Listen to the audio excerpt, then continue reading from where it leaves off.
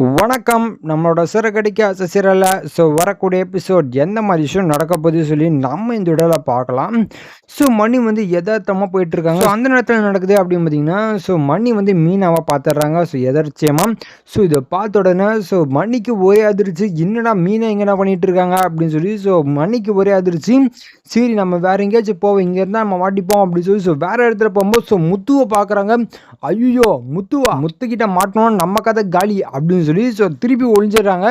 ஒழிஞ்சதுக்கப்புறம் என்ன பண்ணலாம் அப்படின்னு சொல்லி யோசிச்சுட்டு இருக்கும்போது என்ன நடக்குது அப்படின்னு பார்த்தீங்கன்னா, நம்ம ரோஹிணி பாப்பாவுக்கு ஃபோன் பண்ணி சொல்லுவோம் அப்படின்னு சொல்லி ரோஹிணிக்கு ஃபோன் பண்ணுறாங்க. பண்ண உடனே ரோஹிணி எடுக்கிறாங்க. எடுத்த உடனே என்ன அங்கிள் நீங்கள் ஃபோன் பண்ண மாட்டீங்க, என்ன எதுக்கு ஃபோன் பண்ணீங்க அப்படின்னு சொல்லி மணிக்கிட்ட வந்து ரோஹிணி கேட்குறாங்க. அப்போ மணி சொல்கிறாங்க, இந்த மாதிரி நான் மீனாவும் முத்துவும் ஒரு மண்டபத்தில் பார்த்தோமா, இது எங்கள் வீட்டு கல்யாணம், அங்கே வந்து இங்கே என்ன பண்ணிட்டு இருக்காங்க அப்படின்னு சொல்லி மணி கேட்குறாரு. அப்போ ரோஹிணி சொல்கிறாங்க, என்னங்க சொல்லிட்டு இருக்கீங்க, உங்கள் மண்டபத்தில் முத்து மீனாவும் இருக்காங்களா அப்படி சொல்லி கேட்குறாங்க. ஆமாங்க, இது எங்கள் வீட்டு கல்யாணம், அங்கே முத்துவும் மீனாவும் இருக்காங்க, எதுக்கு வந்தாங்க என்னன்னு தெரில அப்படின்னு சொல்லி மணி வந்து சொல்லிட்டு இருக்காரு. அப்போ ரோஹிணி சொல்கிறாங்க, என்னங்க உங்கள் மண்டபம் பேர் என்னது அப்படின்னு சொல்லி கேட்குறாங்க. அப்போ மணி மண்டபத்தை பேர் சொல்கிறாங்க, எங்கள் ஃபேமிலி மொத்தமாக இந்த மண்டபத்தில் தான் இருக்குது அப்படின்னு சொல்லி ரோஹிணி சொல்கிறாங்க. என்னது இந்த மண்டபத்துலையா, என்னம்மா சொல்கிறேன் அப்படின்னு சொல்லி மணி கேட்குறாரு. அப்போ ரோஹிணி, ஆமாங்க நீங்கள் யார்கிட்டையுமே மாட்டாமல் கொஞ்சம் இருங்க, நான் வரேன், எங்கே இருக்கீங்க அப்படின்னு சொல்லி மணிக்கிட்ட வந்து ரோஹிணி கேட்குறாங்க. அப்போ மணி சொல்கிறாங்க, நான் கிச்சனில் தான் இருக்கேன், கொஞ்சம் வா அப்படின்னு சொல்லி சொல்கிறாங்க. சரின்னு சொல்லி மணி அது இல்லாமல் ரோஹிணி ரெண்டு பேரும் பேசிக்கிறாங்க. அங்கிள் எங்கள் பாருங்கள் அங்கிள், என்னை ஃபேமிலியெல்லாம் கூப்பிட்டு போக முடியாது, நீங்கள் மட்டும் எப்படியாச்சும் யாருக்கிட்டையுமே யாருக்கிட்டையுமே மாட்டிக்காமல் எப்படியாச்சும் வெளில போயிடுங்க, கல்யாணம் முடிஞ்சதுக்கப்புறம் நீங்கள் வந்துக்கோங்க அப்படி சொல்கிறாங்க. மணி வந்து ரொம்ப கோவப்படுறாரு. ரோஹிணி என்னோட ஃபேமிலி ஃபங்க்ஷனை கூட கலந்து கூடாதுன்னா எப்படி ரோஹிணி, புரியல அப்படின்னு சொல்லி மணி ரொம்ப கோவப்பட்டு இருக்காரு. அப்போ ரோஹிணி, கொஞ்சம் பார்த்து பண்ணுங்க ப்ளீஸுங்க அப்படின்னு சொல்லி ரோஹிணி ரொம்ப கெஞ்சுறாங்க. அந்த நேரத்தில் நடக்குது அப்படின்னு பார்த்தீங்கன்னா, மொத்தம் அந்த நேரத்தில் போகிறாங்க. என்னது இது பார்லமா குரல் மாதிரி இருக்கு அப்படின்னு சொல்லி எத்தி பார்க்குறாங்க.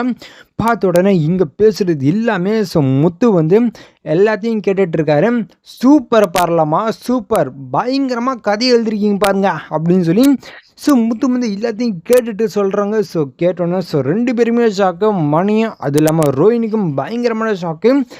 இதை பார்த்த உடனே மணியாக போயிட்டு, முத்து தம்பி என்னை மன்னிச்சிடுப்பா, எனக்கும் இதுக்கு எந்த சம்மந்தமும் இல்லைப்பா, என்னை மன்னிச்சிடுங்க அப்படின்னு சொல்லி மணி வந்து ரொம்ப மன்னிப்பு கேட்டுட்ருக்காரு. அப்போ முத்து சொல்கிறாங்க, நீங்கள் எதுக்கு அங்கே இப்படி பண்ணுறீங்க அப்படின்னு சொல்லி கேட்குறாங்க. எதுக்கு என் குடும்பத்தையும் ஏமாற்றி வச்சுருக்கீங்க நீங்கள் அப்படின்னு சொல்லி ரொம்ப கோவப்படுறாரு.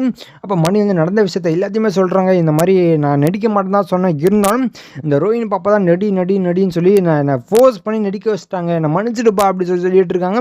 அப்போ முத்து, ஓ அப்படிங்களா, அப்போ பார்லாமா தான் உங்களுக்கு நடிக்க வச்சுருக்காங்க இல்லையா அப்படின்னு சொல்லி கேட்குறாங்க. இப்போ மணி, ஆமாப்பா அப்படின்னு சொல்லி சொல்கிறாங்க. ஓ அப்படியா, சரி நீங்கள் ரெண்டு பேரும் இங்கே இருங்க, நான் போயிட்டு என்னோட ஃபேமிலியை மொத்தத்தையும் கூட்டிகிட்டு வரேன் அப்படின்னு சொல்லி முத்து சொல்கிறாரு. இதை கேட்ட உடனே ரோஹிணிக்கு ஒரே அதிர்ச்சி. முத்து யாருக்குமே சொல்லாதீங்க முத்து அப்படின்னு சொல்லி ரோஹிணி வந்து முத்துக்கிட்ட கெஞ்சிட்டு இருக்காரு. அதையும் மீறி முத்து வந்து சொல்ல போகிறாங்க. இதுக்கப்புறம் எந்த மாதிரி விஷயம் நடக்க போகுது சொல்லி நான் அடுத்த வீடியோவில் உங்களுக்கு அப்டேட் பண்ணுறேன். அது வரைக்கும் நம்ம சேனலை சப்ஸ்கிரைப் பண்ணி பக்கத்தில் பெல் ஐக்கன் கிளிக் பண்ணி வச்சுக்கோங்க. நன்றி, வணக்கம்.